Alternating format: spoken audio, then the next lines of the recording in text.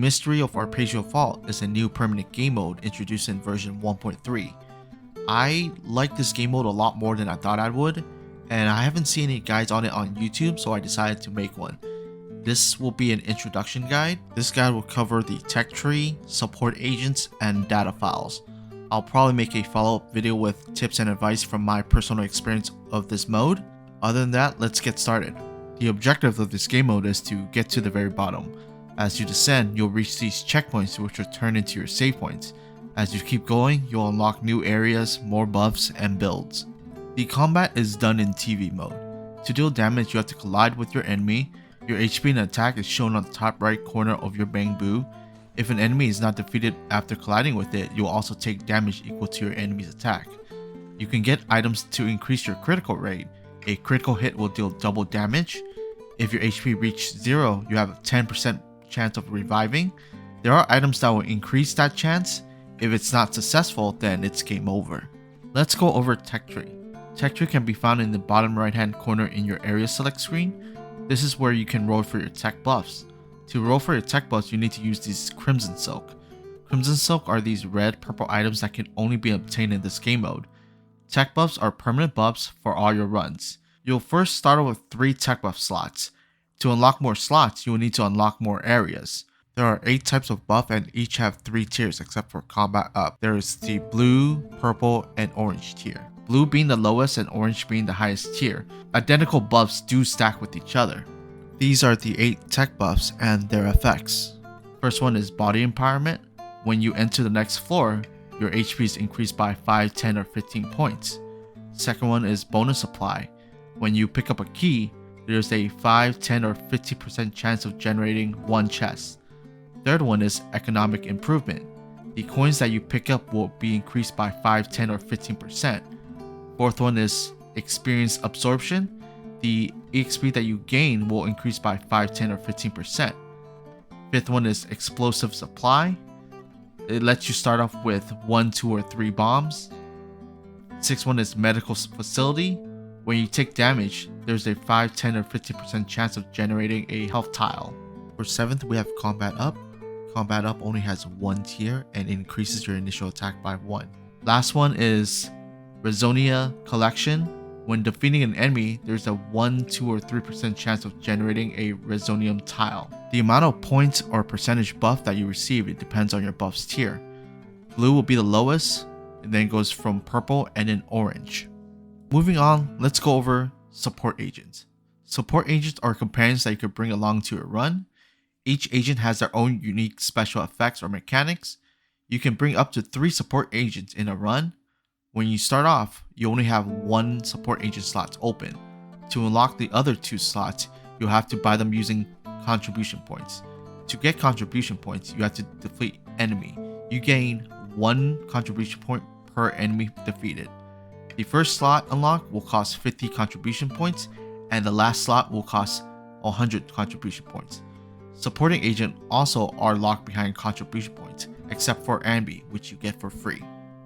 In this section, we'll go over the support agent, their contribution point cost, their attack and HP stat value, and their special effects and mechanics. Ambi is the support agent that you get for free. She has an attack value of 8 and an HP value of 25. Her effect is she has a 20% crit rate, dealing double damage upon critical hit. Anton has a cost of 50 contribution points. His attack value is 10 and HP value is 28.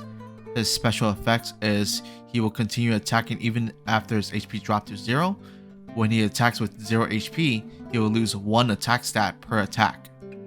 Ben has a cost of 25 contribution points. His attack value is 2 and his HP value is 80.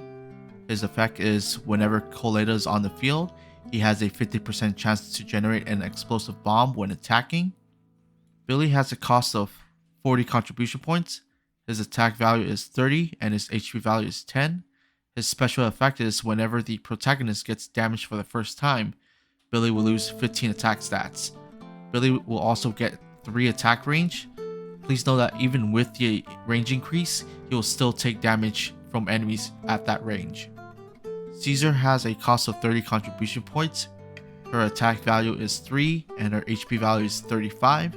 Her special effect is she has a 50% chance to reflect damage when hit.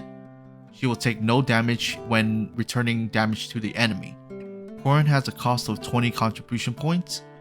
Her attack value is 20 and HP value is 10. Her special effect is whenever she gains an attack stat, she'll gain an additional attack stat with it. Coletta has a cost of 25 contribution points. She has an attack stat of 10 and HP stat of 12. Her effect is when Ben is on the field, Coletta's attacks are guaranteed to be critical hits. Lighter has a cost of 50 contribution points. His attack stat is 5 and his HP stat is 40. Lighter's effect is whenever the protagonist has less than 20 HP, he will gain 20 attack. Also, when the protagonist have more than 20 HP, he'll lose 20 attack. Nekomata has a cost of 10 contribution points. Her attack points is 12 and HP is 15. Nekomata generates 100 coins when attacking. Nicole has a cost of 20 contribution points. Her attack value is 0 and her HP value is 20. Nicole's attack value is dependent on how many coins you're holding. She gains 1 attack point per 100 coins. Soldier 11 has a cost of 60 contribution points. Her attack stat is 30 and her HP stat is 60. A trade-off to her high attack power is that her attack stat will not increase. Yanagi has a cost of 70 contribution points. Her attack stat is 5 and HP stat is 22. When Yanagi hits an enemy, she will create a box around the enemy. Only Yanagi can attack the enemy in the box. Every time Yanagi attacks, she will generate EXP equivalent of defeating that enemy. Once you purchase these support agents, they are unlocked permanently. Now let's move on to data files. Data files are your protagonist's build, and every time your protagonists level up, they'll get a power up. There are currently 5 data files. You get battle expertise for free, and the other 4 are locked. You can unlock each one by unlocking an area. Each data file have a max level of 5. I'm not too sure if you get any additional stats leveling after 5. By the time I'm level 5, my board's already really chaotic and it's really hard for me to follow. So if you do get stats after level 5, please let me know in the comments below. The first data file that you'll unlock is Battle Expertise. Level 1 will get you 20 HP and 2 attack. Level 2 will get you 2 HP every time you defeat an enemy with an attack.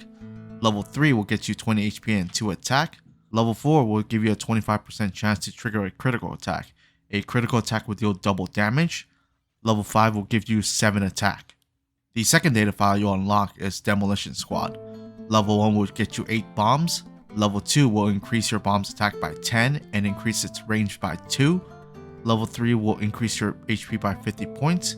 Level 4 your bombs will explode immediately, and after your bombs explode you'll gain 1 attack. Level 5 you'll take no more damage from bombs, instead you'll recover 5 HP. The third data file you'll unlock is Deep Pockets.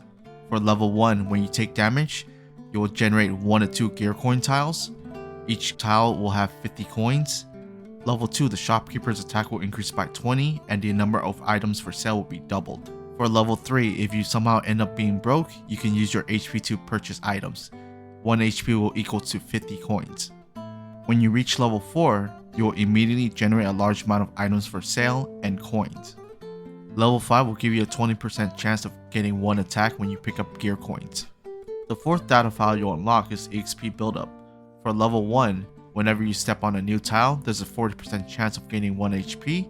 For level 2, your character will get 5 EXP for each attack, but the downside is starting from the next floor, all enemies will have 10 more HP. For level 3, you get 20 EXP whenever you trade with a robot, but the downside is starting from the next floor, all enemies' attack will be increased by 8. For level 4, you get 40 XP for killing a monster, but at the next level, all enemies will have 20 more HP. For level 5, you get 400 EXP. The last data file you'll unlock will be Team Up. On level 1, you'll receive a random bamboo. I'm going to leave a slide of all the bamboos that you could possibly receive. For level 2, 3, and 4, you'll spawn an equipment on your current floor.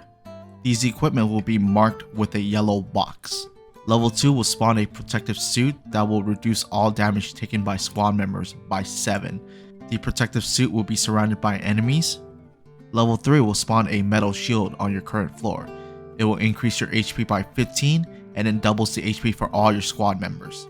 The shield will be surrounded by spikes. Level 4 will spawn a strange melee weapon on your current floor. To receive this weapon, you have to use your HP for a % chance to pull this weapon. If successful, all your squad members will receive 10 attack and 50% crit rate. A critical hit will deal double damage. And that's the end of this guide. I'll be making a follow-up video with my tips and advice from my personal experience of this game mode. So if you like this video, please leave a like and subscribe. Other than that, have a nice day.